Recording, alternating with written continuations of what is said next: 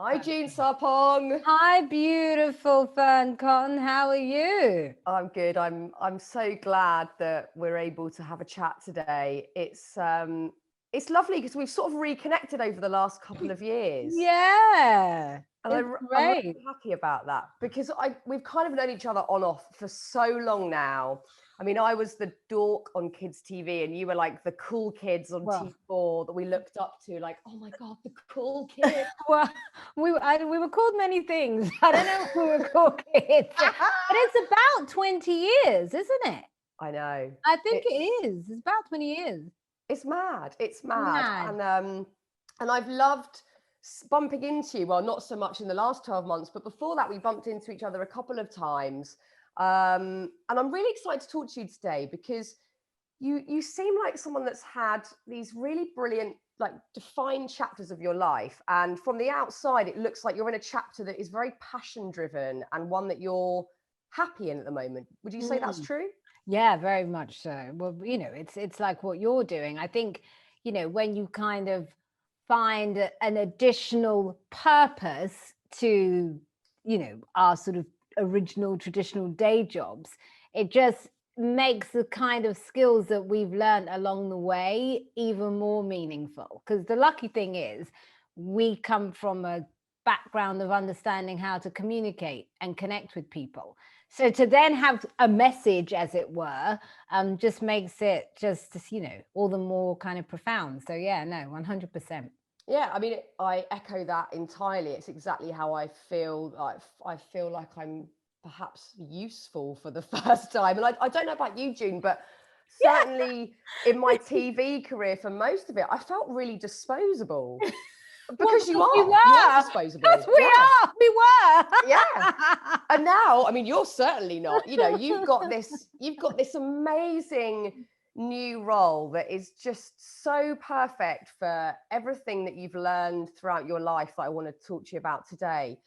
You're Director of Creative Diversity at the BBC. Can you talk to us a little bit about what that role is and what it entails? Yeah, sure. So how my department works is I don't commission, so we don't actually make programs, but we work with all of the content, and now because radio comes under content as well, all of the content teams on how they can be more inclusive.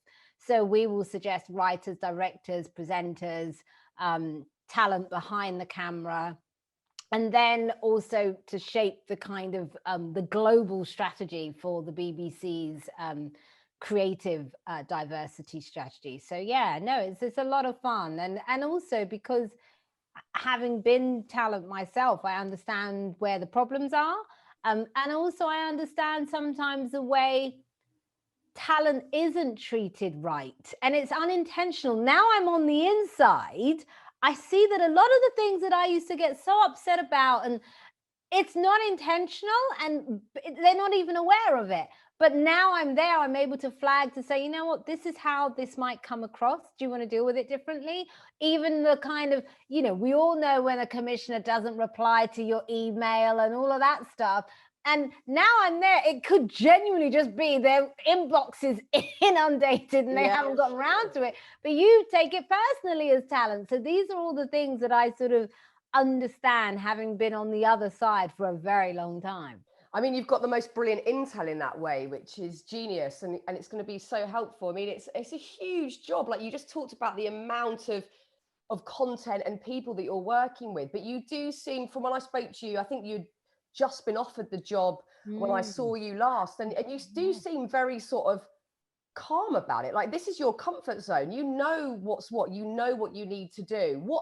I mean, first of all, do you feel that way? And also, what are your direct aims? Like, what are you aiming for at the moment with change in TV? For sure. Well, I mean, I don't know if calm is the word. You look calm. No, it's calm, but I'm enjoying it. Good. For sure. Even the challenges, and it's not easy because at the end of the day, we're dealing with an institution that is almost 100 years old, that has done things a certain way for a very long time and been very successful doing things in that way. Let's not forget that too. So it's not easy, but the good thing is there's a real willingness to change. And so that's made my life easier, as it were. In terms of what success will look like, the three sort of key areas of focus for at least the first 2 years for my department is social economic diversity. So that's working with working class communities and making sure that we have an adequate representation of working class voices and storytellers, etc. The same for BAME and the same for disability.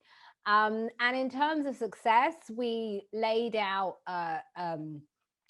quota. Well, I don't like that word, but we laid out targets for 20% behind the camera, so that 20% of the talent that you see behind the camera has to come from one of these three groups. And then also we managed to secure 112 million pounds of the content spend to go on to diverse content. And that's ensuring that companies that are led by, owned by some of the smaller companies also get to make programs for the BBC. And really making sure that our commissioners also then are comfortable with diverse voices and diverse communities. So one of the things, once we're out of COVID, that we're going to be doing is really making sure that our commissioners are in communities. So they understand people that may come from different backgrounds to themselves, may come from a sort of different socioeconomic background to themselves. They really understand that lived experience. So we want it to be much more practical rather than just, you know, stats on a piece of paper. So yeah. It's so important. And I think, you know, it's giving people that opportunity that they would obviously think wasn't for them. And I'd love to hear about your own experience, because, you know, I come from a working class background, and you certainly didn't know anybody that worked in TV, and you certainly didn't think that it was going to be a thing that you might do easily. So mine was all little moments of chance and luck to get anywhere near working in the industry. And I think I do often still hold quite a lot of insecurity that I didn't go to university. I don't come from a lineage of people that went to university. So certainly when I'm talking to journalists, I feel so paranoid that I'm going to be tripped up or found out, whatever.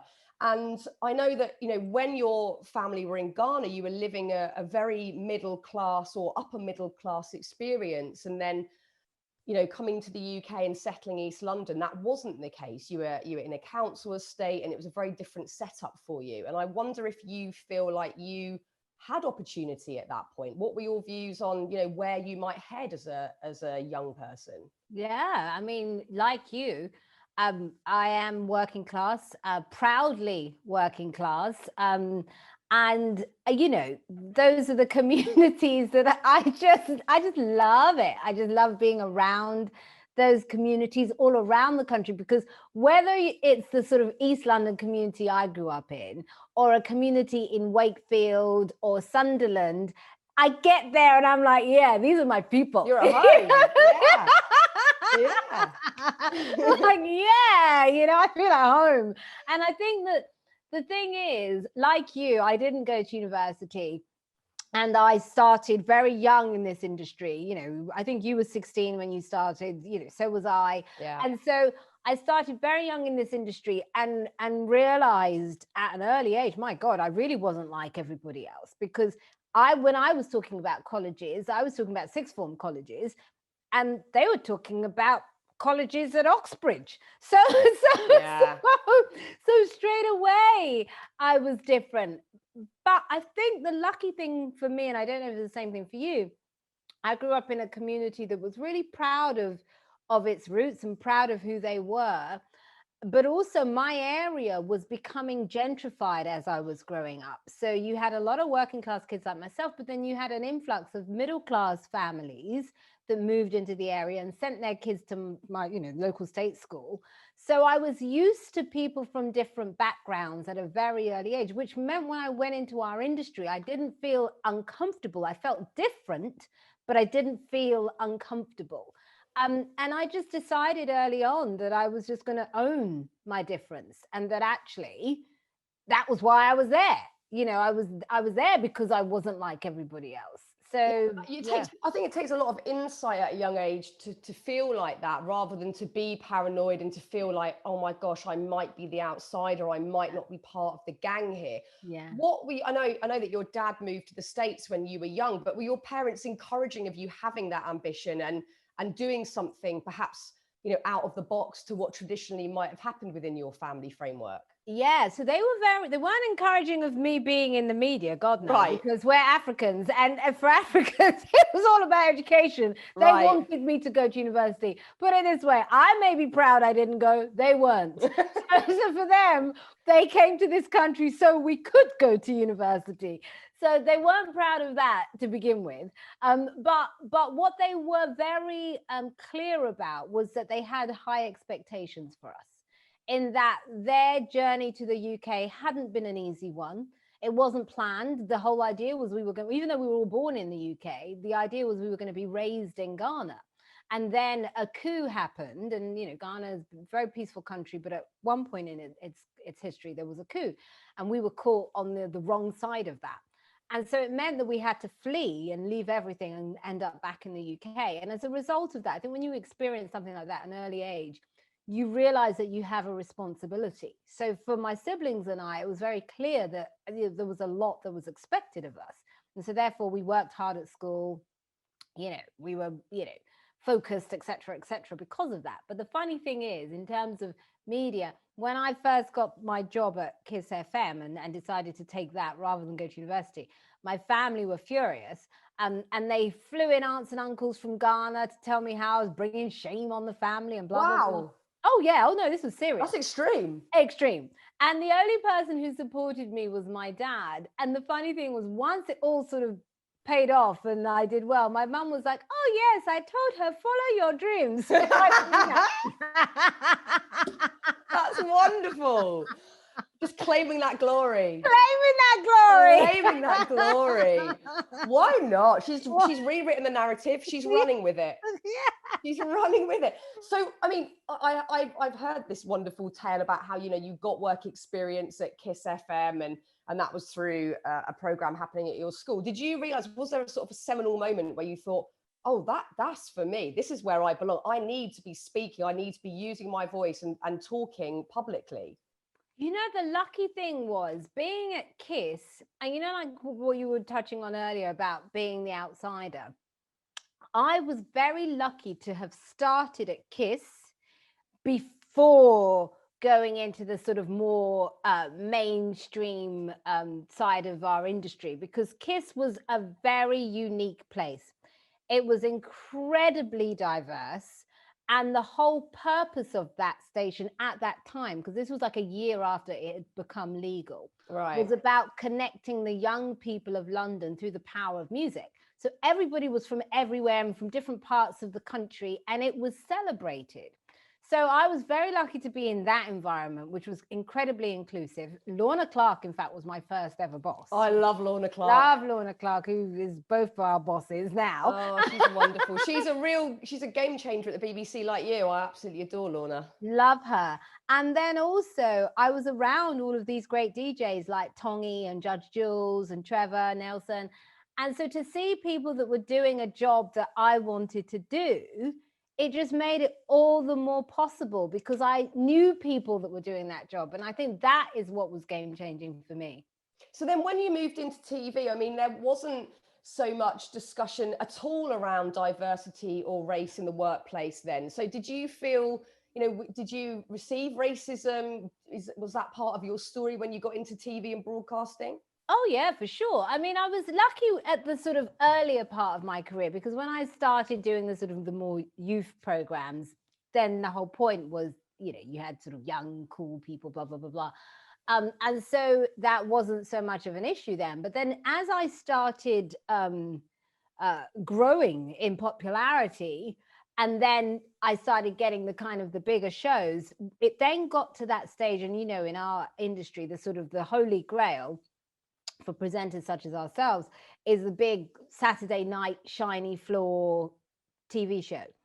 And at that point, I would be in rooms where commissioners would more or less say they didn't think a Black presenter could present one of those shows, as much as they loved me and thought I was great and blah, blah.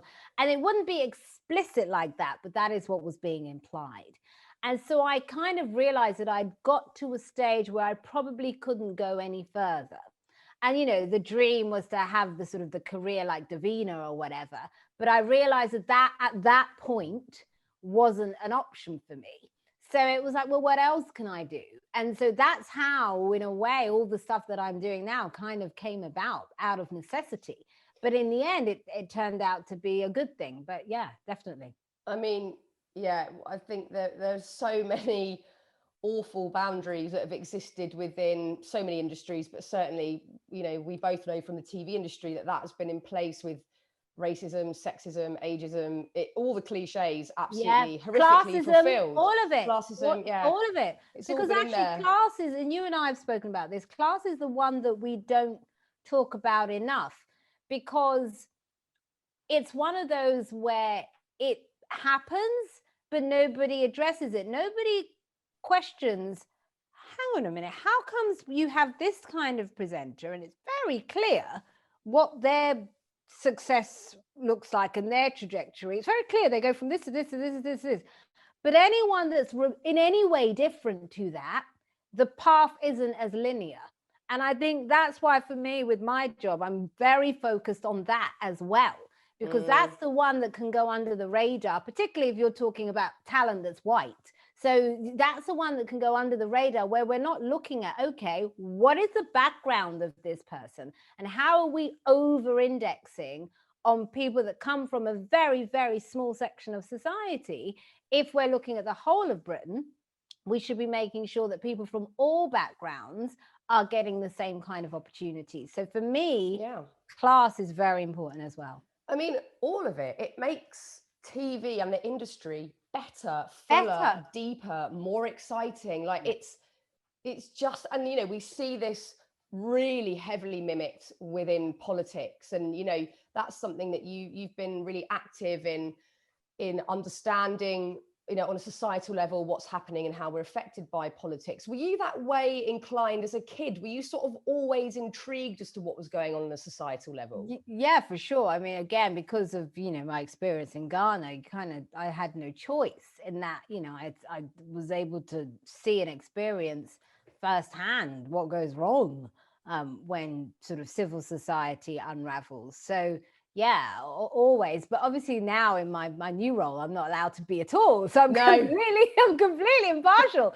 And you think you can't say it. It's so funny. I'm so scared. Like on social media, I'm like, I better not even like that.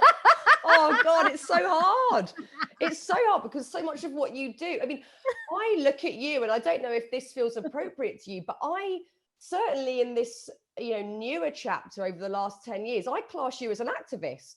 Well, I have been up until now. Now it's different. Now it's really about, you know, how we level the playing field. Yeah. And actually, I think the good thing is there's a role for everybody to play, and I'm really clear about my role now. So even when people are like, well, why aren't you commenting on this? Well, that's not what I'm here to do. So I'm, you know, so I don't feel pressure to do that. I'd love to talk about, you know, I've read your brilliant books and Diversify. I know there was a particular catalyst that happened when you'd moved to the States and you were working on certain TV shows out there. And there was a particular incident in Las Vegas that was so interesting to hear you talk about. Could you fill in the gaps there and sort of tell us about that moment? Yes, of course. So I was filming in Vegas, and there was a young guy who appeared on set who had a couple of tattoos, but in my mind, Fearne, I made up that they were gang markings and goodness knows what else. And it was the strangest thing. I felt really uncomfortable around him, and he could sense it. And so he was going out of his way to seem non-threatening and amenable and helpful. And it was so strange because in that moment, I was able to really understand this issue from the other side. As a Black woman, as a working class woman, I'd always looked at it as being on the receiving end as opposed to doing it myself. And I thought, oh my God, that's what happens when you meet someone that you perceive as different to yourself, there's like a disconnect that sets in and like a wall that goes up. And the weird thing is, it's not as if I was not used to men like him. Like I said, I grew up on the council estate. I just wasn't used to men like him in that context. And even though I had been campaigning for years that we needed to make our industry much more inclusive, blah, blah, blah, blah, when the status quo was challenged, even I had to adjust. And so that for me was the catalyst for wanting to create a truly inclusive conversation around these uncomfortable issues, because so much of it is ingrained that we're not even aware of it. And it was just lucky that in that moment I was able to catch myself. But think how many times I've done that without catching myself, particularly because I would have been one of those people giving myself the sort of inclusive badge and, you know, I don't have any kind of unconscious bias, blah, blah, blah, blah. So yeah, it was a very profound moment for me, definitely. Yeah, I mean, game changing for you to also go on to write such important books on the subject matter. It's so interesting when you have that moment where just so much clicks, and then that writing process becomes very easy because you know it, you know what you need to write. In your book, The Power of Privilege, which I have here handily, which I read recently, talking on this subject matter, that I learned a lot from it, because your research in both books is so thorough, and how you sort of collate stats and write about things historically that have happened.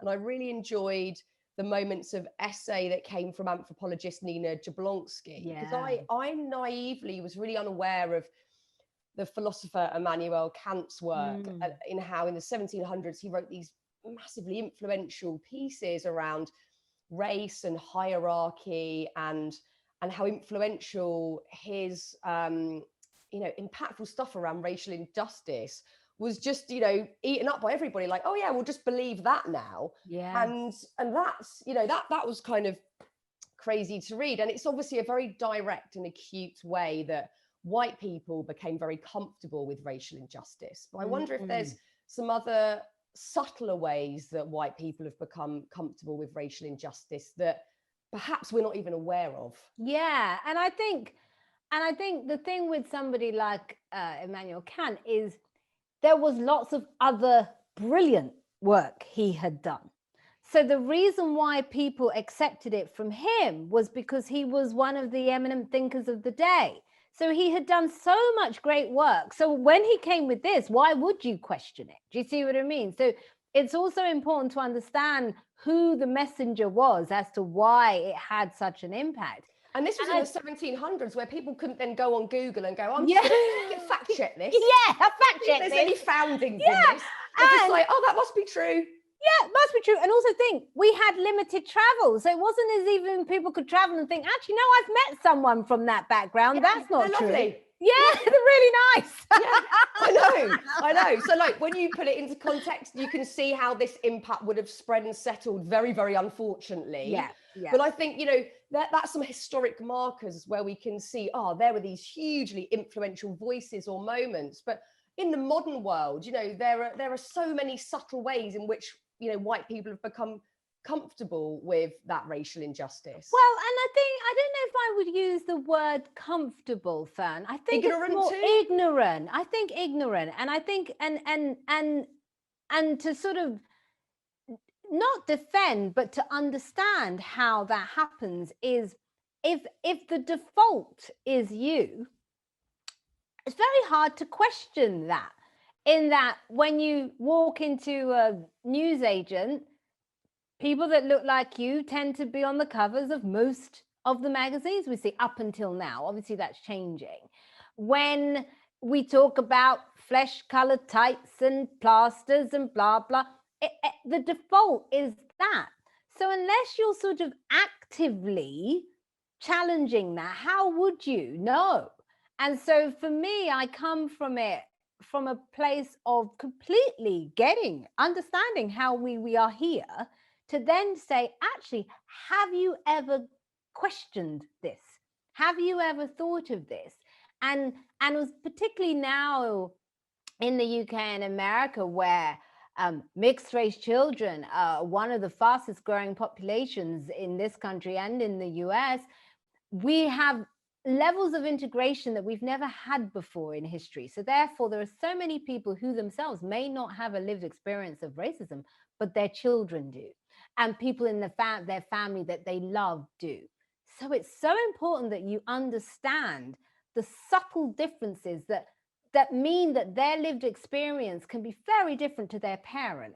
And therefore, as a result, as a collective, we then decide to start being aware of these things to do things differently. And in terms of real subtle things, is even just if we're going back to, the curriculum, even just in school, if what you're learning is only one part of history, and there are people in the class whose legacy is a different part of that history, but it's never addressed, well, then we're not moving on, are we? We're not moving forward together.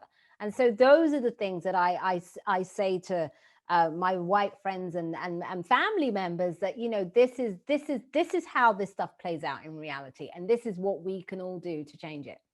And also there's a huge importance in kids being able to see themselves in society at high level positions, whether it's in politics, CEOs of companies, etc. Can you talk to us about some of the positive steps that are working towards really good change in those ways? Yeah, of course. I think it's really important to make sure that we reach out to people from different backgrounds, and that we sponsor and develop and nurture talent who perhaps wouldn't know that there are opportunities for them.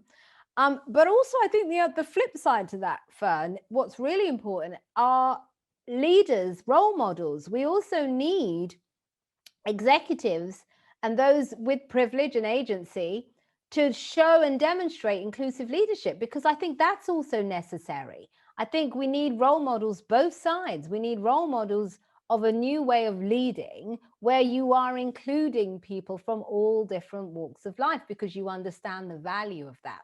And so that is something that is just as important as diverse and underrepresented groups needing role models.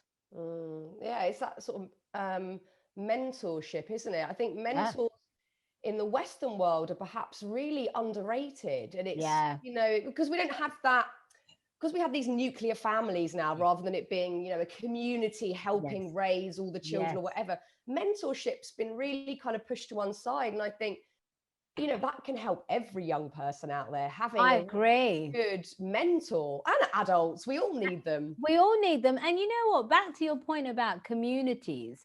My goodness, Fearne, hasn't COVID shown us how much we need that? Oh, we need it. So need it. And, multi-generational households, the sort of wisdom of having the elderly around, all of that. I really believe that once we're out of this, that's something that's probably going to start changing. And also just economically, in that, young people can't afford to live on their own anymore in the same way. So many are now moving not just back in with their parents, but in with their grandparents. Yeah. And actually, there are benefits to that too.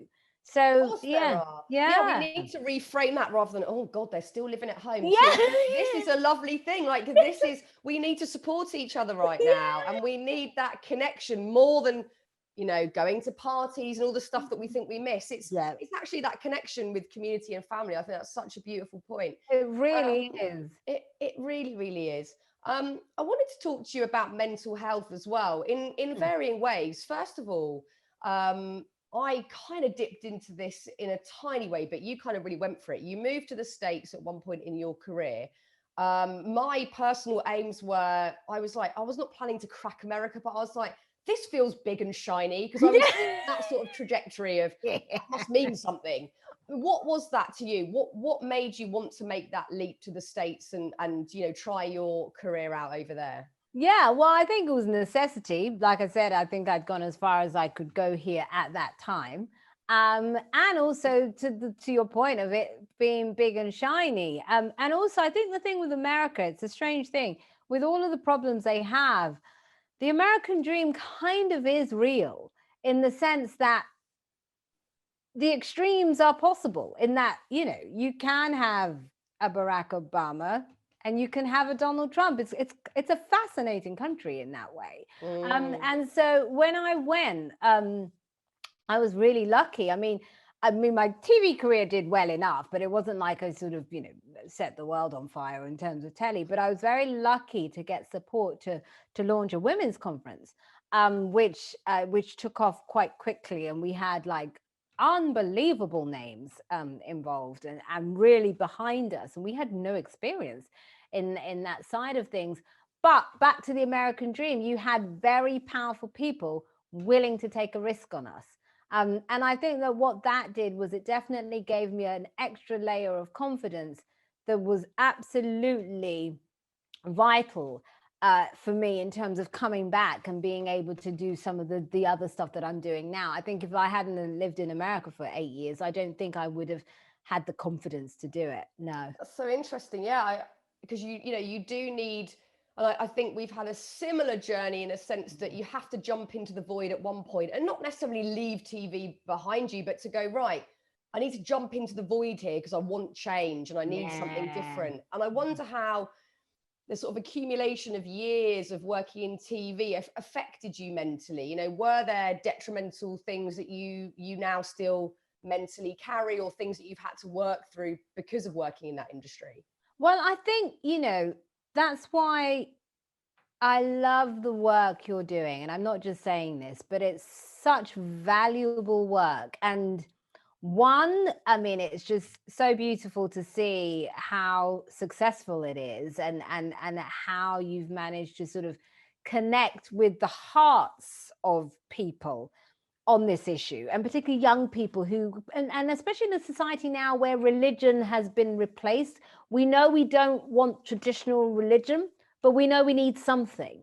And what you're doing is so important. And I think having that kind of those mindfulness tools for me is definitely what helped me through the difficult times in our industry, in that I was able to have tools that would allow me to go inward, as opposed to always seeking external validation, which is what our industry is about. Our whole industry is about. And also, as you get older, all of these things, our industry is about youth, and it's about, it's about everything that, at some point is ephemeral. Yeah, and exactly. So, it's going. Right? Bye. Bye. It's going. Bye. It's gone. So for me, having that was absolutely crucial. So I love what you're doing. And I really do believe, and I'm not just saying this, Fearne, I think especially because of COVID, the amount of people that are going to, I mean, you've already got millions of people that have latched onto it, but I think it's going to grow exponentially. Yeah. We all need it. We all need it. We all need it more than all the other stuff we think we need. Oh my God, without a doubt. And I think we are probably too slowly realizing that, buying new stuff isn't going to fill this hole of, the pain and suffering that everybody's felt over the last 12 months, whether it's due to the conversation around race and how triggered people have been around all of the awful incidents of last year. Or people losing their jobs, all of it. Losing family members, being isolated. There's so much pain. And I think that, we have to turn inwards. I wonder what that looks like to you. Do you have any sort of daily rituals, practices? Oh yes, I do. Oh yes, I do. I'm supposed to every morning, and when I don't, I notice the difference. It becomes like working out, isn't it? When you don't, you notice the difference. So I meditate in the mornings. I like positive affirmations, so I'm really into affirmations. I like to say sort of positive quotes and read positive books. Obviously, I love yours, so thank you. I love yours. So thank you. So for me, my morning ritual is about meditation, usually sort of 20 minutes. I like to wake up really early because I think that there's something that happens in the early hours of the morning in terms of connecting with source. For me, I believe in God. I believe in a higher power. Not everybody else does, but I do. And I think there's something about the sort of early hours of the morning of just having that clarity to connect with source. And then, like I say, I do affirmations. And then I like to sort of eat light in the morning, because I think it just, again, helps with that connection. And that really sets me up well for my day. Yeah. And allows me to stay grounded. And I find when I haven't done that, like sometimes I'll be lazy and not do it for a week. And I'm like, "Ugh, why was I upset by this? Why Yeah, did you this feel bother edgy. me?" Yeah. I think affirmations are such a big one, because I got into affirmations through Louise Hay's work. Oh, I love her books, Hay, How to Your yeah. Life, How to Your Body. Yeah. And I've fallen out of practice of this. It's so easy. Like you said, you sort of get a bit lazy or complacent, you don't do it as much. But when I was doing the Louise Hay affirmations, and you can pick specific ones that either relate to your physical body or that just contribute to your life, there were like massive seismic changes with how I was. Massive. Yeah. And people go, nah, it can't be an affirmation. It's as simple as a positive phrase that you just say a lot. Yeah, because we're constantly saying negative phrases. There's everything is out there is to make us feel bad about ourselves, particularly as women. And so literally you need to replace that with something else. So I love affirmations. I know that you had an incredibly tough time when your late brother sadly passed away, and you've talked beautifully about, you know, what came after that. You've been so honest about it, and the anxiety that was around that time. How did that anxiety manifest? What did it look like? Well, I mean, you know, he didn't just pass away, it was suicide. And I think that when you're dealing with a loved one who, for whatever reason, decides they don't want to be here anymore, there are so many additional emotions that are added to the grief phase and stage. And you go through so many different layers. And it's the funniest thing, you know, I experienced a depth of pain that I didn't think was possible. You know, there were days where I really didn't think I was going to make it. Like I wouldn't wish this on my worst enemy. And this is also particularly with the current climate, where we know suicide levels are up. We know that when we come out the other side, the aftermath, that's when we're going to start really seeing the damage and the devastation that has been left behind because of COVID. And so for me, it was a case of taking things literally, Fearne, not one day at a time, like 1 minute at a time. You know, like it was just those micro moments of, okay, I got through that. Okay, what next? Okay, I got through that. And what people don't realize is this stuff is physical. Like the anxiety, it's like a horrible sensation in the pit of your stomach. It's like almost like someone is ripping out your heart, and it's constant. It just doesn't go. It's there day in, day out. And I've never been an addict. I'm really lucky. I don't have an addictive personality, but my God, did I understand addiction after that. And so that's why, you know, I try to be kind to people, because you never know what someone's dealing with. You never know.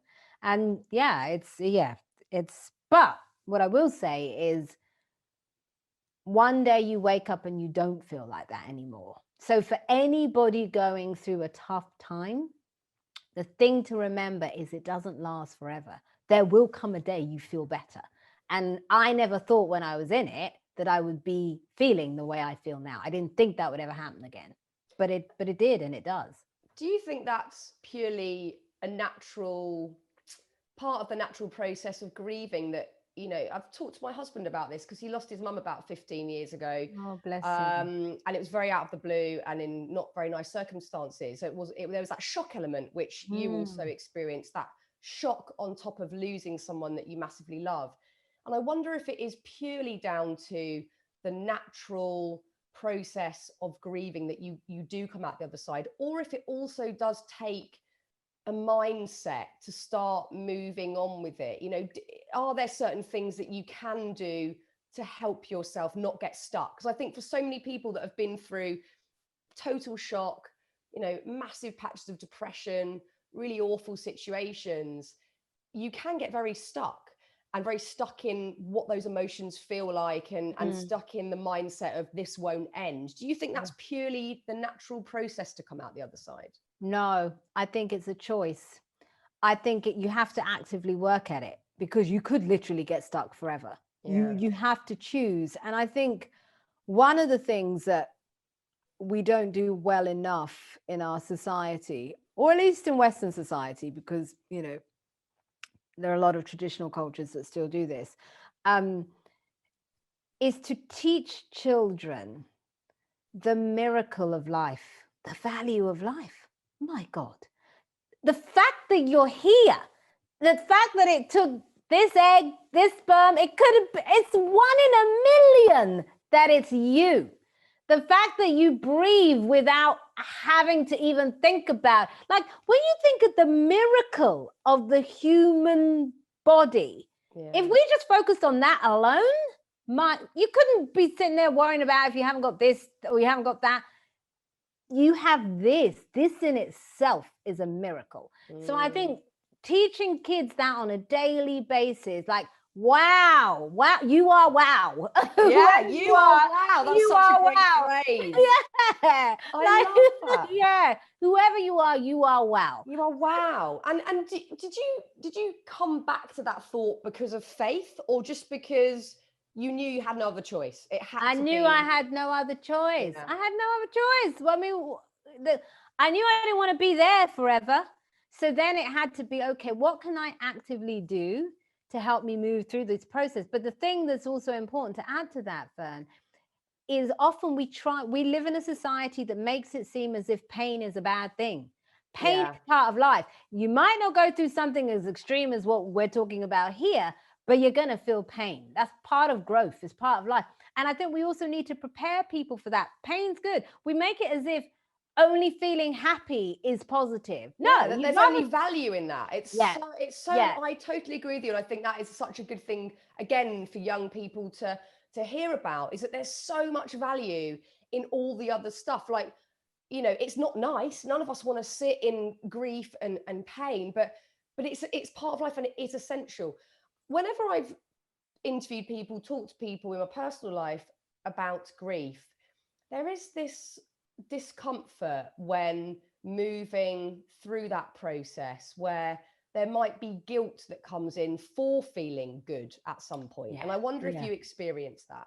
Yeah, I think that's even more profound and pronounced for parents. I mean, I think if you lose a child, there's a real guilt associated with that you survived and they didn't. And I think that sometimes you also have to realize you owe it to that person to go ahead with your life and find joy, that actually they wouldn't want you to be wallowing in pain. They would want you to be happy, particularly if there's love has been there. So it's really important to appreciate the fact that you are still here, even if they're not. And actually, at some point, we're all not going to be here. So the time we're here, let's try and make that as enjoyable as we can. And I think even that means, even in the dark moments, making sure you've got the right perspective of the dark moments as well. Yeah, again, even if you can't quite see value in it, perhaps just knowing that it's utterly normal, because I think we've made feeling not good not normal, because not social normal media promotes, you know, fantasy of everything's amazing. And you know, I definitely try and give a good, authentic steer of my life online, but you can't always. Like, you know, for instance, yesterday it snowed. It was really wonderful. We took the kids out. We're all having a wicked time throwing snowballs. Got in.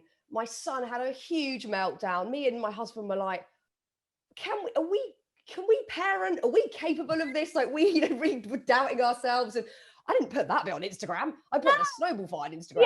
You know, so we aren't necessarily showcasing our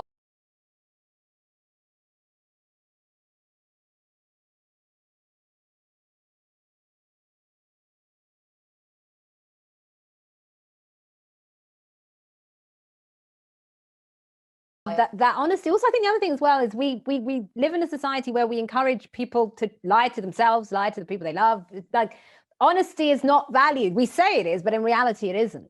And I think sometimes that self-honesty is so important, as well as honesty with the people that you love. And that also means when you're having a tough time, admitting that.